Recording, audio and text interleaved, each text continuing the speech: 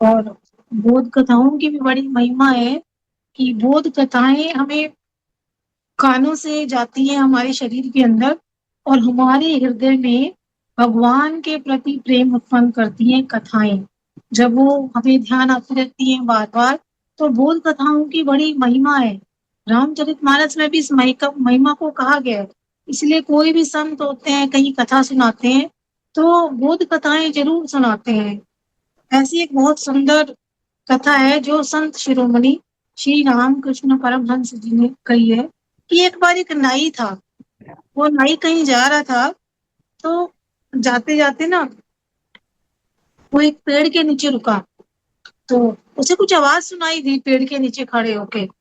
तो उसे ऐसे लगा जैसे ना मुझे कोई कह रहा है कि 7 घड़े धन लेगा। अब उसको बार बार ये सुनाई दे रहा है पेड़ के नीचे खड़े होके कि 7 घड़े धन लेगा। अब नाई चारों तरफ देख रहा है कि कोई बंदा तो कोई है नहीं, लेकिन ये आवाज कहाँ से आ रही है। तो फिर अब धन की बात जब आती है तो आदमी थोड़ा और सोचने लग जाता है कि धन लेने के लिए कोई कह रहा है तो क्यों ना मैं खड़ा हो जाऊं यहाँ पे।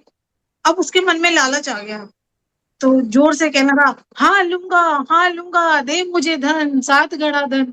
बड़े जोर जोर से कहने लगा पेड़ के नीचे खड़ा होके। तो अब वो आवाज जो कह रही थी कि 7 घड़ा धन लेगा, तो वो कहता है अच्छा मैं तेरे घर पे रखाया हूँ, जा ले ले, जितना तुझे लेना है ले ले, 7 घड़े धन तेरे घर पहुंच गया।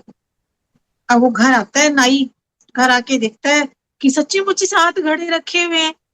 अब उसने घड़े खोले, बड़ी अच्छी तरह देखा, तो 6 जो घड़े थे वो तो पूरे भरे हुए थे, और जो 7वां घड़ा था वो थोड़ा कम था। उसमें सोने की मोहरें तो थी लेकिन थोड़ी थी, मतलब रह गया था अभी पूरा भरने से।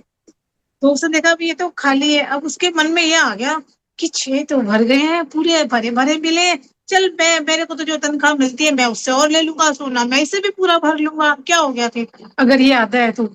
अब उसके मन में ये इच्छा होगी कि मुझे 7वें को भी पूरा भरना है।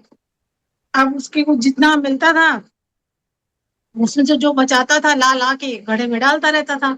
तो जहां वो नौकरी करता था वहां गया राजा के पास, राजा से प्रार्थना करने लगा, राजा जी मुझे जो वेतन मिलता है ना उससे मेरा पूरा नहीं पड़ता, आप मेरा वेतन बढ़ा दो, मेरी सैलरी बढ़ा दो।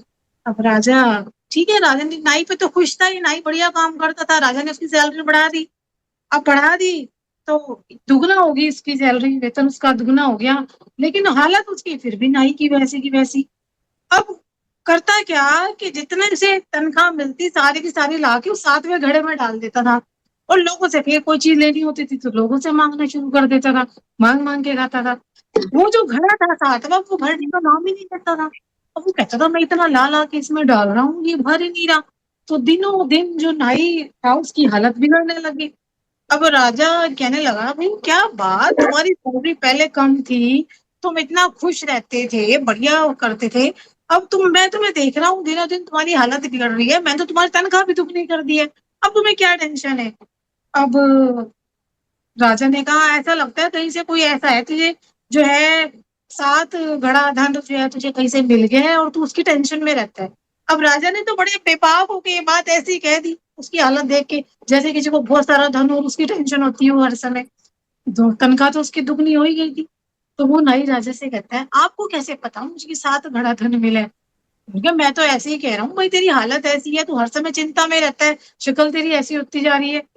तो कहने लगे हाँ सच्ची मुच्ची मुझे ना 7 घड़ा धन मिला है। कह रहे सच में तुझे 7 घड़ा धन के, हाँ मेरे घर में 7 घड़े, मुझे एक पेड़ के नीचे मैं खड़ा था उसने कहा 7 घड़ा धन लोगे, मैंने हाँ कर दी, मेरे घर आ गया। कह लगे अरे वो कोई तुम्हारा धन थोड़ी है, वो तो यक्ष का धन है। कह रहे यक्ष का धन कैसा होता है। कह रहे यक्ष का धन तो ऐसा होता है वो घड़ा कभी भरता ही नहीं। तो कह रहा है अच्छा, क्या लगे फिर तू क्यों इतनी टेंशन में है? मैं समझ गया तुझे क्यों इतना तनाव है। वो जितना कमाता था सारा उस घड़े में डालता जाता था, उस घड़े ने तो कभी भरना ही नहीं था। 6 घड़े पूरे थे उसका संतोष नहीं था, लेकिन 7वें घड़े को भरना था। तो ये जो है, अब उस नाई को बुद्धि आई, वो फटाफट भागा गया उस पेड़ के पास गया और वहां जाके जोर जोर से चिल्लाने लगा अपना धन ले ले वापिस, अपना धन ले ले वापिस। वो 7 जो घड़े थे वो फिर वापस वहां से उसके घर से वो गायब हो गए।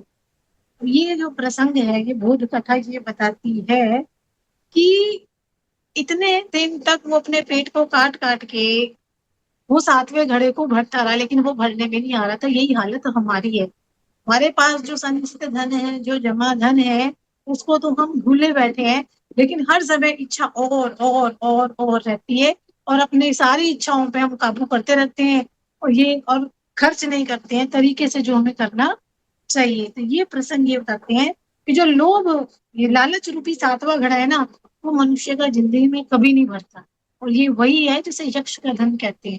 تو اسی لیے سنتوش ہونا بہت ضروری ہے. جے باپو.